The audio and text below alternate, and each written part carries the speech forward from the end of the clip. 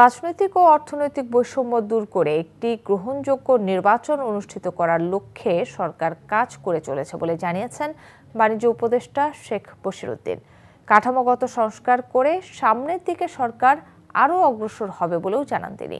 বিকেলে রাজধানীর টিসিবি সেন্টারে জুলাই পুনর্জাগরণ উদযাপন অনুষ্ঠানে এসব কথা বলেন তিনি।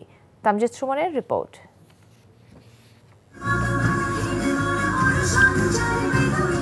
জুলাই আন্দোলনে অংশ নিয়ে যারা স্বৈরাচার হাসিনার পতন নিশ্চিত করেছেন তাদের সম্মান জানাতে জুলাই গণ অভ্যুত্থান দিবস পালনের আয়োজন করেছে টিসিবি।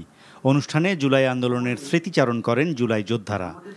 আমরা যখন আহতদেরকে কোলে করে নিয়ে যাচ্ছিলাম, আমি কোলে নিয়েছি এমন একটা অবস্থায় একটি টিয়ার শেল পড়লো। টিয়ার শেলটা পড়ে আমার মাথার মধ্যে পড়লো। এত যোদ্ধা, এখনো কোনো সঠিক তালিকা এখনো হয়নি। আহতদের এখনো মিনতি করতে হয় দরজায় দরজায় চিকিৎসার জন্য। বাণিজ্য উপদেষ্টা বলেন, অর্থনীতির ভারসাম্যে সংস্কার কাজ চলমান রয়েছে।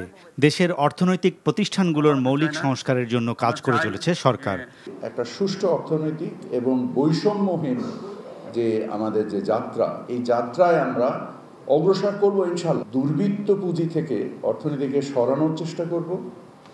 আমরা দেশের ব্যবসায়িক সক্ষমতা বৃদ্ধি করব।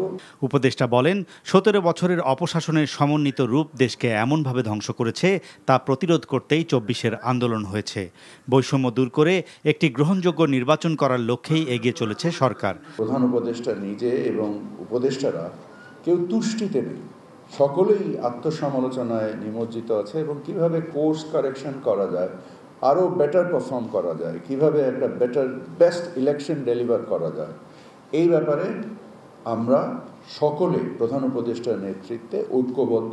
বক্তারা বলেন, জুলাই আন্দোলনকে যথাযথ সম্মান করতে হলে একটি বৈষম্যহীন সমাজ গঠনই হবে তার উপযুক্ত উপহার। Tamjid Suman, NTV news, Dhaka. Bundle থাকলে প্রতি সেনমানিতে টাকা বাঁচবে। বিকাশ সেনমানি বান্ডেল কিনে জিতুন প্রতি লেনদেনে।